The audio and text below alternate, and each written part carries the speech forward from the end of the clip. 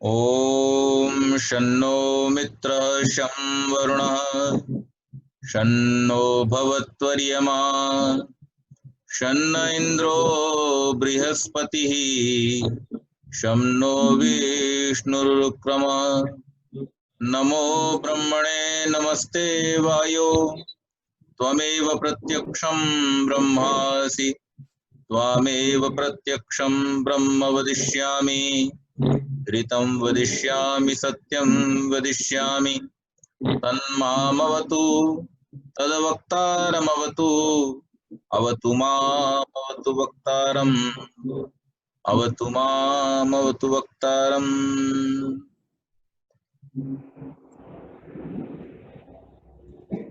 वंदनीय मातृशक्ति,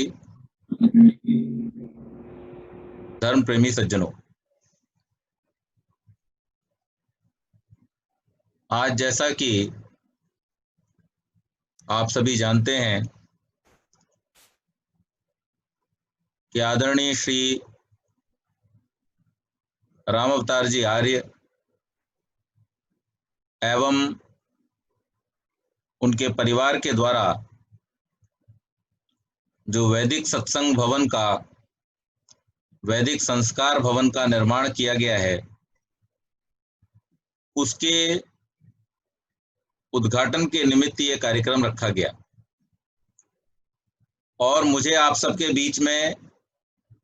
आज बड़ौदा में उपस्थित होना था। टिकट वगैरह सब हो गया था, निकलने की तैयारी थी, लेकिन प्रीति जी का स्वास्थ्य खराब होने के कारण से मैं आप सबके बीच में फिजिकली तो नहीं उपस्थित हो सका, लेकिन वर्चुअली उपस्थित हूं। परमपिता परमेश्वर की बहुत बड़ी ये कृपा है आर्य जी और उनके परिवार के ऊपर और उन सबके सहयोगी के रूप में हम सबके ऊपर भी कि इस पुनीत कार्य में, पवित्र कार्य में हम सभी आज सम्मिलित हुए हैं और जिस सद्भावना के साथ में आज हम लोग इस कार्यक्रम के उद्घाटन का ये कार्य कर रहे हैं, इसी सद्भावना के साथ में, इसी प्रेम और सहयोग की भावना के साथ में हम आगे भी इस प्रकल्प को अपना पूरा समर्थन, अपना पूरा सहयोग प्रदान करते रहेंगे। संसार में मनुष्य एक ऐसा प्राणी है जिसका सारा का सारा व्यवहार समाज के द्वारा ही संचालित होता है। अगर ये सामाजिक व्यवस्थाएं न हो, अगर ये सामाजिक व्यवहार न हो, तो निश्चित मानिए कि हमारा जो कुछ भी सुख है, हमारा जो कुछ भी उपलब्धियां हैं, वो सब की सब अधूरी रह जाएंगी। आप जानते हैं कि मनुष्य अपने जीवन में नाना प्रकार के ज्ञान विज्ञान को प्राप्त करता है। बहुत सारे प्रयत्नों के द्वारा वो अपने जीवन को उन्नति की ओर ले जाने के लिए प्रयत्नशील होता है, परंतु इस उन्नति की दौड़ में दौड़ते दौड़ते कई बार व्यक्ति इस बात को भूल जाता है कि दौड़ में जीतते तब है जब सबसे आगे निकल जाते हैं, लेकिन जब हम किसी राह पर चल रहे होते हैं तब आनंद तभी आता है जब सबका साथ हमारे साथ होता है। जिंदगी के हर कार्य को आप कंपटीशन की तरह, दौड़ की तरह नहीं कर सकते। कुछ जगहों पर प्रतिस्पर्धा, कंपटीशन आवश्यक है, लेकिन बहुत सारे जीवन के ऐसे समय होते हैं, बहुत सारे जीवन के ऐसे कार्य होते हैं और बहुत सारे जीवन के ऐसे अवसर होते हैं कि जहां आपको प्रतिस्पर्धा की नहीं, साथ की आवश्यकता होती है, सहयोग की आवश्यकता होती है। और इसीलिए जीवन को स्पष्ट करते हुए, जीवन के महत्व और जीवन की जीने की विधि को स्पष्ट करते हुए हमारे ऋषियों ने एक और जहां अपनी उन्नति के लिए प्रयास करने का निर्देश किया, साथ ही साथ उन्होंने हमेशा संगच्छध्वम संवदध्वम की भावना को भी हम सब के बीच में उपस्थित किया, उसके ऊपर बहुत अधिक बल दिया। क्योंकि आप दौड़ते दौड़ते बहुत आगे निकल जाएं, बहुत आगे निकल जाएं और सब आपसे पीछे छूट जाएं, तो निश्चित मान लीजिए कि उस दौड़ का भी आपको कोई आनंद नहीं मिलेगा। अगर उस दौड़ में जीतने पर भी जिस स्थान पर आप पहुंचे हैं वहां पर ताली बजाने वाले लोग ना हो, आपकी प्रशंसा करने वाले लोग ना हो, तो आपकी वो दौड़ भी फीकी हो जाएगी, उसमें जीतना भी आपको कोई आनंद, कोई रस नहीं देगा। तो इसलिए समाज एक ऐसी व्यवस्था है, समाज एक ऐसा निर्माण है या एक ऐसा आविष्कार है मनुष्य का कि जिसके द्वारा उसके सारे के सारे सुख कई गुना हो जाते हैं। और जिन सामान्य सुखों को पशु केवल मात्र अपने जीवन के यापन के लिए, जीवन को पूरा करने के लिए और जीवन की मूलभूत आवश्यकताओं को पूरा करने के लिए करते हैं, उन्हीं चीजों को मनुष्य जो है वो बहुत अधिक उल्लास के साथ में, आनंद के साथ में, रस लेते हुए उपयोग में लाता है। आप सब देखते हैं जितने भी पशु पक्षी इस संसार में पाए जाते हैं, वो सब आमतौर पर केवल और केवल अपने लिए भोजन इकट्ठा करते हैं। जिनके नवजात शिशु हैं वो उन शिशुओं के लिए थोड़ा बहुत प्रयास करते हैं, लेकिन जैसे ही उनके शिशु, जैसे ही उनके बच्चे इस योग्य हो जाते हैं कि वो स्वयं उड़ करके, चल करके, जा करके अपना भोजन ढूंढ सकते हैं, उस समय फिर माता पिता उनके लिए भोजन लाने की व्यवस्था नहीं करते। लेकिन मनुष्य केवल मात्र अपने लिए नहीं, अपने परिवार के लिए आजीवन, और फिर वाइस वर्सा, जिन बच्चों के लिए माता पिता करते हैं वही बच्चे फिर माता पिता की वृद्धावस्था में उनके लिए करते हैं। और इस पूरे जीवन काल में जब भी कोई ऐसा अवसर आता है, जब भी कोई खुशी का मौका आता है या दुख का भी अवसर आता है, तो वहां पर भी व्यक्ति सबके साथ मिलजुल करके उसको अपने जीवन में मनाता है, उसको अपने जीवन में सहता है। और इस मिलजुल करके सहने और मनाने की प्रक्रिया से एक और जहां मिलजुल करके सहने से दुख कम हो जाता है, वहीं मिलजुल कर मनाने से खुशियां कई गुनी हो जाती हैं। तो इन सब उदाहरणों से, इन सब बातों से हमको ये पता चलता है कि मनुष्य के जीवन में जो सबसे महत्वपूर्ण बात है, सबसे महत्वपूर्ण बात है जिसको हमें सदैव सदैव ध्यान में रखना चाहिए, वो ये है कि हमारे सारे के सारे सुख, हमारे सारी की सारी खुशियां, हमारी इच्छाएं, आकांक्षाएं, वो सब तभी हमें सुख देने वाली होती हैं, तभी हमारी उन्नति करने वाली होती हैं, जब हम सबके साथ मिलकर के चलते हैं। आज इस संसार में बहुत सारे लोग केवल और केवल अपने जीवन के विषय में सोचते हैं और उनकी दिन रात की जो आपाधापी है वो केवल अपने लिए इकट्ठा करने को लगी रहती है। लेकिन इस संसार में कुछ इस प्रकार के लोग भी हैं, जैसे हमारे आदरणीय आर्य जी, कि जिन्होंने जहां एक और अपनी व्यक्तिगत उन्नति तो की ही की है, व्यापार आदि के माध्यम से उन्होंने अपने ऐश्वर्य को, अपने यश को, अपने परिवार के लिए सुविधा और साधनों को तो प्राप्त किया ही किया है, लेकिन आर्य समाज के उद्देश्य का ध्यान रखते हुए कि प्रत्येक को अपनी ही उन्नति से संतुष्ट न रहना चाहिए, किंतु सबकी उन्नति में अपनी उन्नति समझनी चाहिए, इस बात को ध्यान में रखते हुए उन्होंने सामाजिक जो उन्नति है उसको ध्यान में रखते हुए क्योंकि आर्य समाज के नियमों का जिस समय प्रणयन महर्षि दयानंद सरस्वती ने किया, उन्होंने इन बातों को बड़े ही अच्छे ढंग से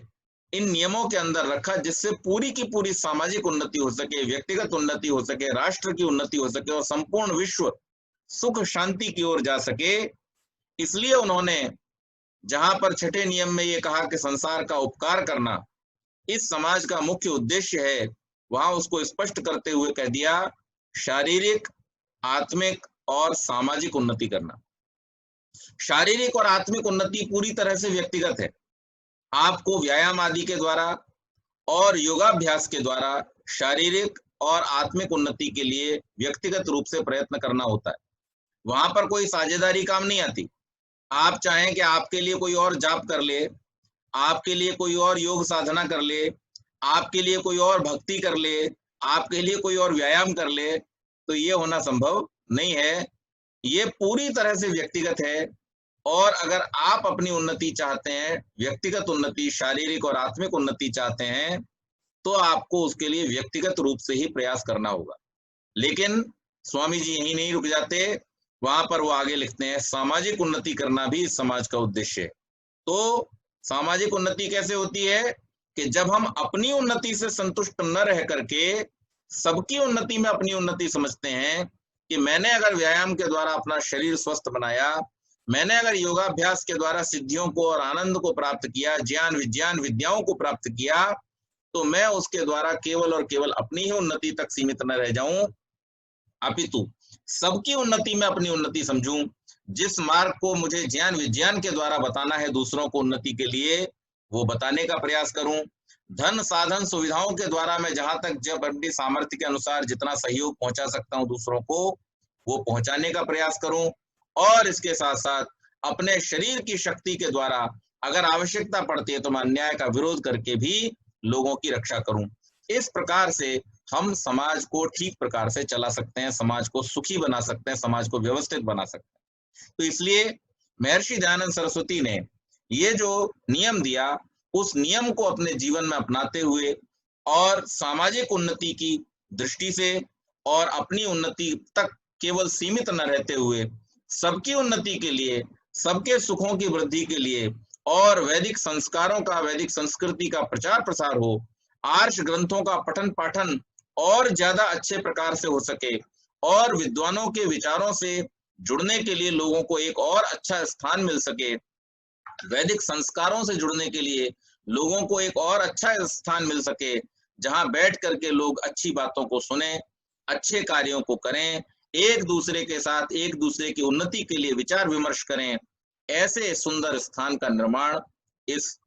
वैदिक सत्संग और संस्कार भवन के नाम से आदरणीय आर्य जी ने किया है। तो इसके लिए वो बहुत बहुत बधाई के पात्र हैं और हम सबको भी उनके इस कार्य के द्वारा ये प्रेरणा लेनी चाहिए और ये व्रत भी लेना चाहिए कि जिस मनोभावना के साथ में उन्होंने ये सुंदर भवन निर्माण करके और वैदिक संस्कारों की जो परंपरा है उसको आगे बढ़ाने का संकल्प लिया है, उसको और अधिक ज्यादा अच्छे प्रकार से उसको आगे लोगों तक फैलाया जा सके, ऐसा संकल्प लिया है।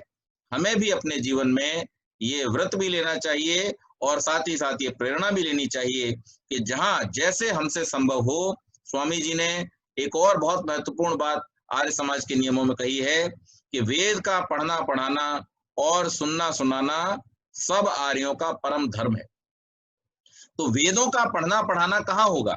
उसके लिए हमको स्थान चाहिए। गुरुकुलों में तो होते ही हैं, लेकिन जो लोग गुरुकुलों में नहीं गए, जो नगरों में रहते हैं, उनके इस पठन पाठन के लिए ऐसे सुंदर स्थान होना बहुत आवश्यक है। स्वामी जी का शिक्षा के लिए जो मुख्य उद्देश्य था वो तो उन्होंने गुरुकुलों की प्रेरणा देकर के किया, लेकिन वो जानते थे कि सारे लोग तो गुरुकुल में नहीं जा सकते और जिनकी अब ब्रह्मचर्य काल निकल गया, जो अब गृहस्थी हो चुके हैं, वो लोग कहाँ जाकर के पढ़ेंगे पढ़ाएंगे। फिर वानप्रस्थी जा सकते हैं आश्रमों में, सन्यासी जा सकते हैं आश्रमों में, ब्रह्मचारी जा सकते हैं आश्रमों में, लेकिन जो गृहस्थ लोग हैं वो तो फिर भी आश्रमों में नहीं जा सकेंगे। तो ऐसी स्थिति में ऐसे कौन से स्थान होंगे जहां पर उन गृहस्थियों को भी मार्गदर्शन मिल सकेगा और जहां पर जाकर के वो लोग अपने जीवन के लिए जो उलझने हैं उन उलझनों को विद्वानों के माध्यम से सुलझा सकेंगे, कहाँ पर जाकर के वो वेद की जो स्वाध्याय करते समय मन में उलझने आएंगी, उन उलझनों का निराकरण पा सकेंगे, और कहाँ ऐसे स्थान होंगे जहां पर वो अपनी संतानों का संस्कार आदि का कार्य करा सकेंगे। तो इस दृष्टि से स्वामी जी ने आर्य समाजों की स्थापना की थी कि आर्य समाज वो स्थान होंगे जहां पर विद्वान रहेंगे, और उन विद्वानों के द्वारा समाज में जो गृहस्थियों को अपने जीवन में वेद आदि शास्त्रों को पढ़ने पढ़ाने की सुविधा, और साथ ही साथ में अपने परिवार में होने वाले यज्ञ याग आदि के लिए जो संस्कार हैं उनके कराए जाने की सुविधा उपलब्ध हो सके। साथ ही साथ में एक शहर से दूसरे शहर, एक ग्राम से दूसरे ग्राम जब विद्वान लोग जाएंगे आएंगे, तो उनके रुकने आदि की व्यवस्था भी होनी चाहिए, उनके आतिथ्य की व्यवस्था भी होनी चाहिए, और ऐसे स्थान होने चाहिए कि जहां पर वो सुविधा पूर्वक रह करके बहुत सारे लोगों से एक साथ मिल सकें। परिवारों में एक साथ सबसे मिलना संभव नहीं हो पाता है, तो इस दृष्टि से आर्य समाजों का निर्माण किया गया। साथ ही साथ में शारीरिक, आत्मिक और सामाजिक उन्नति के केंद्र बना करके उन समाजों को हम लोगों के लिए उपयोगी बना सकें, इस दृष्टि से उनका निर्माण किया गया था। और उनकी यही प्रेरणा थी कि ऐसे अनेकानेक स्थान बनाए जाएं जहां पर लोगों को ये सारी सुविधाएं उपलब्ध हो सकें, पठन पाठन आदि की सुविधाएं उपलब्ध हो सकें। शौचालय आदि बनाना सरकार का काम है, बड़े अच्छे से कर रही है। लोगों के लिए घर बनवाना सरकार का काम है, बहुत अच्छे से कर रही है। और बहुत सारे जो सरकारी हमारे लिए सुविधाएं होती हैं, रेलवे स्टेशन का बनना, प्राइमरी पाठशालाओं का बनना, और बहुत सारी चीजों का बनना जो होता है, वो सब किसके द्वारा किया जाता है? सरकार के द्वारा किया जाता है। लेकिन सामाजिक उन्नति की जो व्यवस्था है वो समाजों को ही करनी होती है, मनुष्यों के संगठन को ही करनी होती है। और इसलिए ये बहुत ही एक अच्छा प्रकल्प हम देख रहे हैं कि आदरणीय आर्य जी ने शुरू किया है। हम परमपिता परमेश्वर से यही प्रार्थना करते हैं कि वो उन्हें इतनी शक्ति दे, दीर्घायु दे कि इस प्रकल्प को वो जिस सद्भावना के साथ में यहाँ पर उन्होंने आरंभ किया है, इसको आगे ले जा सके। आप सभी इस बात को जानते हैं कि हमारे देश में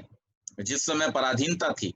और पराधीनता के समय में जब महर्षि दयानंद का उद्भव यहाँ पर हुआ, महर्षि दयानंद जब यहाँ पर आए, तो उस समय उन्होंने इस देश को जब दौड़ दौड़ करके देखा, जब जा करके स्थान स्थान पर देखा, तो उनको एक सबसे जो खतरनाक चीज दिखाई दी, जिसके बारे में उनके गुरु स्वामी विरजानंद जी ने भी संकेत किया था कि इस देश में जो सबसे बड़ी कमी थी जिसके कारण ये देश पराधीन हुआ, वो था अपनी संस्कृति को भूल जाना। और संस्कृति हम सब जानते हैं 3 चीजों पर निर्भर होती है: संस्कार, व्यवहार और त्योहार। आज हम देखें, हमारे संस्कार भी जाते रहे, हमारे व्यवहार भी उल्टे हो गए, और त्योहारों का तो कैसा बेढंगा हाल है, ये आप अभी 2-4 दिन पहले देख करके चुके। जो त्योहार पर्यावरण को शुद्ध करने के लिए होते थे, जो त्योहार लोगों के सुखों को बढ़ाने के लिए होते थे, जो त्योहार अपने दोषों को दूर करके और गुणों को धारण करने के लिए होते थे, और जिन त्योहारों पर एक सामाजिक समरसता, एक सामाजिक उल्लास का बात हुआ करता था, आज उनका रूप ऐसा बिगड़ा है कि जहां पर सामाजिक समरसता होती थी वहां आज दुश्मनी निकाली जाती है। जहां पर पर्यावरण को शुद्ध करना होता था वहां पे आज अशुद्ध किया जाता है। जहां पर एक दूसरे को सहयोग करना होता था, एक दूसरे को समृद्ध बनाना होता है, वहां जुआ आदि खेल करके उसको और ज्यादा अपने नाश करने के लिए लोग तत्पर रहते हैं। तो ये त्योहार जो हमारे बिगड़ गए, उसका कारण क्या है कि हमारे व्यवहार बिगड़ गए। और हमारे व्यवहार क्यों बिगड़ जाते हैं कि जब हमें अच्छे संस्कार नहीं मिलते हैं, तो उन संस्कारों के अभाव में निश्चित रूप से हमारे जो व्यवहार हैं उन व्यवहारों का भी बिगड़ जाना होता है। तो इसलिए ये बहुत आवश्यक है, और ये समय की बहुत बड़ी मांग है कि आज हम ऐसे बहुत सारे प्रकल्प प्रारंभ करें कि जहां पर लोगों को, बच्चों को संस्कारवान बनाया जा सके। संस्कार का हमारे जीवन में कितना बड़ा महत्व होता है आप सब जानते हैं कि हमारा जो जीवात्मा केवल मात्र इस जन्म में ही नहीं, बल्कि जन्म जन्मांतर से अपने ऊपर बहुत सारे संस्कार लेकर के चलता चला आ रहा है, और न जाने कितने सारे शरीरों में उसने जन्म लिया होगा। उन सबके संस्कार उसके ऊपर अंकित रहते हैं, उन सब में जो कुछ उसने व्यवहार किए हैं उन व्यवहारों के संस्कार उसके ऊपर अंकित रहते हैं। लेकिन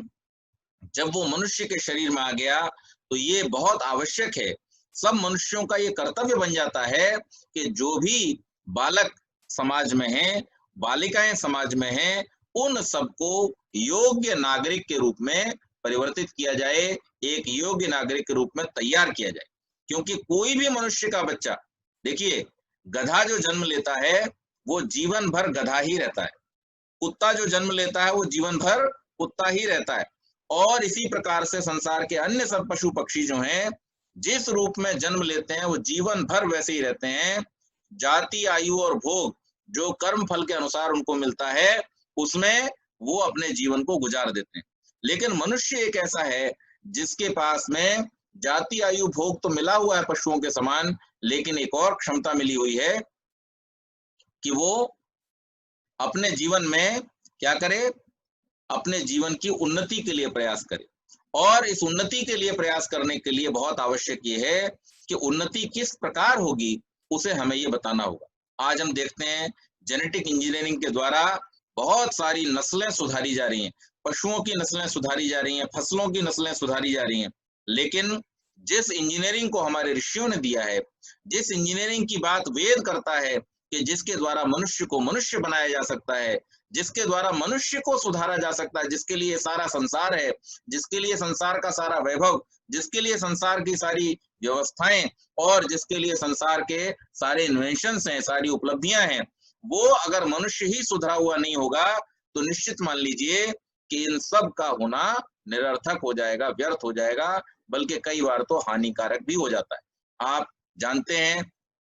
कि अगर ये टेक्नोलॉजी जिसका हम प्रयोग करके आज मुंबई और बड़ौदा के बीच में एक दूसरे से ऐसे जुड़े हुए हैं जैसे आमने सामने बैठे हों, इसी तकनीक का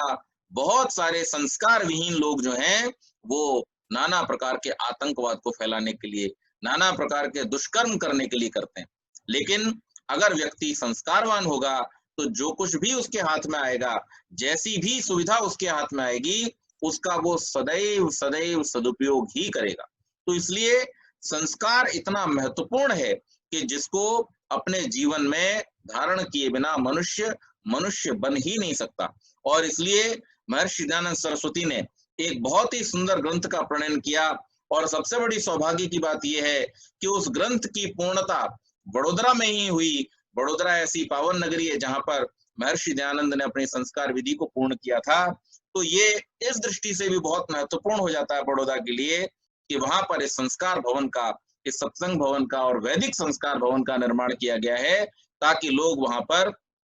उस संस्कारों की भूमि पर, जैसे संस्कार भूमि के नाम से हमने 2-3 वर्ष पहले एक उत्सव भी किया था वहां पर, संस्कार विधि महोत्सव के नाम से, तो वहां पर इन संस्कारों की परंपरा को, इस संस्कार के प्रचार प्रसार को और अधिक गति मिले, उसके लिए ये भवन निश्चित रूप से, मेरी ऐसी आशा है कि एक बहुत महत्वपूर्ण भूमिका निभाएगा। और यहाँ पर विद्वानों को आमंत्रित करके लोगों के द्वारा ये संस्कारों की परंपरा आगे बढ़ाई जाएगी, और वडोदरा जो कि संस्कार नगरी के नाम से जाना जाता है, वहां पर ये निश्चित रूप से एक सफल प्रकल्प होगा। दूसरी बात जो मैंने कही व्यवहार की, तो व्यवहार संस्कारों पर ही आधारित है। कुछ व्यवहार, कुछ संस्कार तो हमारे पूर्व जन्मों के हैं, लेकिन इस जन्म में जैसे जैसे संस्कार हमको मिलते हैं, उससे हमारा जो व्यवहार है वो प्रभावित होता है। आप जानते हैं कि बहुत सारे परिवारों में जहां पर जिस भाषा का प्रयोग किया जाता है, बच्चे अपने आप उस भाषा को बोलना शुरू कर देते हैं। जिस प्रकार का खान-पान किया जाता है, उस प्रकार का खान-पान बच्चों का अपने आप शुरू हो जाता है, उनको अलग से कुछ बताने की आवश्यकता नहीं पड़ती। जिस प्रकार के वस्त्र आदि पहने जाते हैं, बच्चे भी देख-देख करके उसी प्रकार के वस्त्र आदि का पहनना सीख जाते हैं। और जिस तरह की बोलचाल वहां पर की जाती है, यानी अगर अच्छे स्वागत भरे मधुर वचनों का प्रयोग किया जाता है, तो संतान भी अच्छे स्वागत भरे मधुर वचनों का प्रयोग सबके साथ में करती है। और जिन घरों में अपशब्दों का प्रयोग किया जाता है, गाली गलौज आदि का प्रयोग किया जाता है, वहां पर संतानें भी बिना किसी ट्रेनिंग के अपने आप वो सब कुछ सीख जाते हैं। कहने का अभिप्राय ये है कि जैसे संस्कार माता पिता,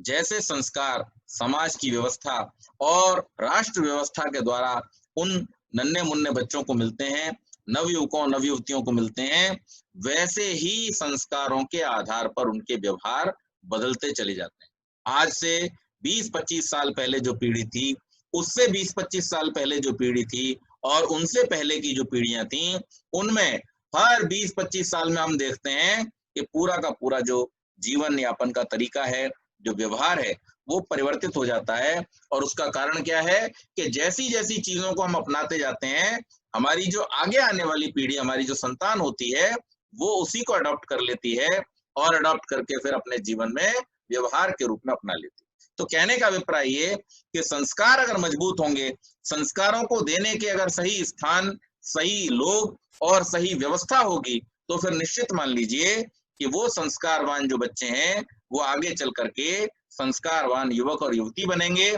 इस देश के अच्छे नागरिक बनेंगे और अच्छे नागरिक बन करके वो अपने देश की उन्नति में, अपने समाज की उन्नति में, मानवता की उन्नति में सहायक होंगे। तो इसलिए सारा का सारा जो व्यवहार है, वो हमारे संस्कारों पर निर्भर होता है और संस्कारों को इसलिए बहुत महत्व दिया गया है। फिर उस व्यवहार से हमारे खुशी और दुख जो हैं, वो सब जुड़े होते हैं। जैसा हम व्यवहार करते हैं, वैसा व्यवहार हमारे त्योहारों के रूप में परिवर्तित हो जाता है। अगर कोई व्यक्ति अपने जीवन में बहुत मद्यपान आदि करना सीख जाए, तो फिर जब भी कोई ऐसा अवसर आएगा, वो उसका बहाना लेकर के और फिर क्या करेगा, भाई चलो आज तो दिवाली है इसलिए शराब पी लो, आज तो होली है इसलिए शराब पी लो, आज तो मकर संक्रांति है इसलिए शराब पी लो। तो वो फिर उन सब अवसरों को, आज तो मेरा जन्मदिन है, आज मेरी पत्नी का जन्मदिन है, आज हमारी शादी की साल का, मतलब जो भी मौका उसको मिलेगा, आज मेरा प्रमोशन हो गया, आज मेरा डिमोशन हो गया, तो खुशी में भी मौका ढूंढ लेगा उसको उस दुर्व्यसन का, और वो दुख के अवसर पर भी उसके लिए मौका ढूंढ लेगा। तो संस्कार के द्वारा व्यवहार और व्यवहार के द्वारा हमारे त्योहार जो है वो प्रभावित हो जाते हैं। जिन परिवारों में यज्ञ आदि की परंपरा है, विशेष रूप से आर्य समाज से जुड़े हुए जो परिवार हैं और जो सत्संग आदि से जुड़े हुए परिवार हैं, जिन लोगों ने अपने घरों में पूजा आदि की परंपरा रखी हुई है, यज्ञ याग आदि की परंपरा रखी हुई है, आप सब जानते हैं कि जब भी कोई खुशी का अवसर आता है, तो सबसे पहले वहां घरों में क्या तैयारी होती है, भाई चलो सब इकट्ठा होकर के और पहले पूजा कर लेते हैं, पहले हवन कर लेते हैं, उसके बाद में बाकी सब काम करेंगे। तो क्या हुआ कि जैसा संस्कार था उसके अनुसार व्यवहार बना, और जैसा व्यवहार था उसके अनुसार त्योहार बना, और जैसे त्योहार हमारे समाज के अंदर हम मनाते हैं, उसी से हमारी संस्कृति का पता चलता है। हमारी संस्कृति सदैव से ही कैसी संस्कृति रही है, उदार संस्कृति रही है। आप देखिए हमारे त्योहार हैं क्या, हमारे त्योहार शुरू से लेकर के, वर्ष जहां से आरंभ होता है वहां से लेकर के, और होली जहां पर हमारा वर्ष समाप्त होता है, वहां तक आप सारे त्योहारों को अगर एक एक करके देखेंगे, तो वो सब के सब त्योहार जो है उनमें दो तीन चीजें निश्चित रूप से बहुत आवश्यक रूप से जुड़ी हुई हैं। पहली चीज क्या है कि सभी त्योहारों को जो मनाने का तरीका है वो यज्ञ के द्वारा है, अग्निहोत्र के द्वारा है। और उस अग्निहोत्र से क्या होता है कि वहां पर हम प्रकृति की उपासना कर रहे होते हैं कि ये प्रकृति हमारी जो जीवन दायिनी है, जिसके द्वारा हमारा ये जीवन चल रहा है, उसको हम शुद्ध कर सकें, उसकी हम पूजा कर सकें, ऐसा हम प्रयास करते हैं। और उस प्रकृति के सानिध्य में जाकर के हम किन्हीं त्योहारों पर वृक्ष लगाते हैं, किन्हीं त्योहारों पर यज्ञ करते हैं, और यज्ञ याग आदि के द्वारा उस वातावरण को हम शुद्ध करते हैं। तो ये एक महत्वपूर्ण चीज है जो हमारे सब त्योहारों से जुड़ी हुई है। दूसरे हमारे जो त्योहार हैं वो कृषि आदि से जुड़े हुए हैं, कि जो कुछ भी अन्न आदि उत्पन्न हुआ है, उस अन्न आदि को एकत्र करके और फिर केवल मात्र अपने लिए ही उपयोग में नहीं ले लेना, लेकिन उसका कुछ हिस्सा निकाल करके समाज का जो वंचित वर्ग है, समाज का जो ऐसा वर्ग है जिसके पास में साधन उपलब्ध नहीं है, उनके लिए उसका कुछ हिस्सा समर्पित कर देना, और समर्पित करके अपने जीवन को धन्य करना और उनके जीवन को सुखी करना, ये हमारे पर्वों के साथ में जुड़ी हुई एक परंपरा है। तो एक और जहां हम अपना ध्यान रखते हैं, प्रकृति का ध्यान रखते हैं, साथ ही साथ दूसरों का भी ध्यान रखते हैं, और केवल मात्र मनुष्यों की उन्नति के लिए नहीं, पशु पक्षियों के लिए भी वहां पर प्रयास किया जाता है कि उनका जीवन भी सब प्रकार से सुखी हो। ये तो हो गए वैदिक परंपरा के त्योहार। लेकिन आज हम देखते हैं होली पर, दिवाली पर आप कभी भी देखिए कि जो बेचारे पशु पक्षी हैं, उन पशु पक्षियों का उन 2-3 दिनों में जीना दूभर हो जाता है। उनके लिए कोई सोचता ही नहीं है कि उनके ऊपर क्या बीतेगी, इतना प्रदूषण हम जो कर रहे हैं, उससे क्या होगा? इतना जो हम उनको परेशान कर रहे हैं, उससे क्या होगा? तो ये सारा का सारा जो स्वरूप बदल करके तैयार, और अब तो एक होड़ सी लग गई। लोग जो हैं वो अन्यान्य बहाने लेकर के और इस विकृति को ही अपनी संस्कृति मान बैठे हैं कि नहीं, ये तो होना ही चाहिए, इसका कोई विरोध भी कैसे कर सकता है, इसके बारे में कोई कह भी कैसे सकता है, अरे इसके बिना तो कोई त्योहार होता है क्या? तो यानी ये अब क्या हुआ है कि अब ये जो विकृत रूप है वही हमारी संस्कृति के रूप में परिवर्तित हो गया। तो इसीलिए मैं कह रहा था कि जैसे हमारे संस्कार होते हैं, जैसे हमारे व्यवहार होते हैं और जैसे हमारे त्योहार होते हैं, इन सब का जो सम्मिलित रूप है उसको हम क्या कहते हैं? संस्कृति कहते हैं। तो आज वैदिक संस्कृति को बचाने के लिए, बल्कि मैं ये कहना चाहता हूं कि उसका पुनरुद्धार जैसे 19वीं शताब्दी में महर्षि दयानंद ने किया था। महर्षि दयानंद ने उस समय एक और बात की थी। उन्होंने कहा था कि अब तक मुझे कोई भी ऐसा व्यक्ति नहीं मिला है कि जिसको मैं अपने उत्तराधिकारी के रूप में उस मान सकूं, और जो जो कुछ मेरा प्रयास है उसको वो आगे बढ़ा सके। तो इसलिए उन्होंने बड़े ही निराश लेकिन फिर भी एक उम्मीद की किरण आर्य समाज को देखते हुए कहा कि अब तो मैं आर्यों से ही ये आशा करता हूं कि वे आर्य समाज के माध्यम से इस परंपरा को और अधिक बढ़ाने का, विस्तृत करने का और वेदों की रक्षा करने का, यज्ञ की रक्षा करने का कार्य करेंगे। तो आज फिर से आवश्यकता है उस पुनरुद्धार की कि आर्यजन मिलकर के, ऋषि दयानंद ने और उनसे पूर्ववर्ती ऋषियों ने जो ये उदात्त परंपरा हमको दी है, वैदिक संस्कृति की जो सुंदर परंपरा हमको दी है, इस परंपरा की रक्षा करें और रक्षा करने के साथ साथ में इसके सही स्वरूप का हम प्रचार और प्रसार सबके बीच में करें। और इसलिए इस प्रकार के भवनों की बहुत बड़ी-बड़ी प्रासंगिकता है। तो इसलिए आज के इस पवित्र अवसर पर जब हमारे आदरणीय आर्य जी ने अपनी पुण्य की कमाई से इतने सुंदर इस भवन का निर्माण किया है, और उस भवन के निर्माण के पीछे जो उन्होंने अपनी सुंदर भावना को रखा है कि वैदिक संस्कृति के प्रचार प्रसार के लिए इस भवन का उपयोग किया जाए, वैदिक संस्कारों के प्रवाह के लिए इस भवन का प्रयोग किया जाए, मैं उन्हें हृदय से बहुत बहुत शुभकामनाएं देता हूं कि ये भवन उनकी आशाओं को, इच्छाओं को, आकांक्षाओं को पूर्ण करने वाला हो। ऋषि के जिस प्रकल्प को लेकर के वो आगे चल रहे हैं, परमपिता परमेश्वर उनको शक्ति और सामर्थ्य दे, जिससे वो इस कार्य को भली प्रकार से कर सकें, आगे बढ़ा सकें, और हम सब भी जितना हो सके आदरणीय आर्य जी को इस प्रकल्प की सफलता के लिए अपना सहयोग देते रहें। इन्हीं शुभकामनाओं के साथ में मैं वाणी को विराम देता हूं। बहुत बहुत धन्यवाद।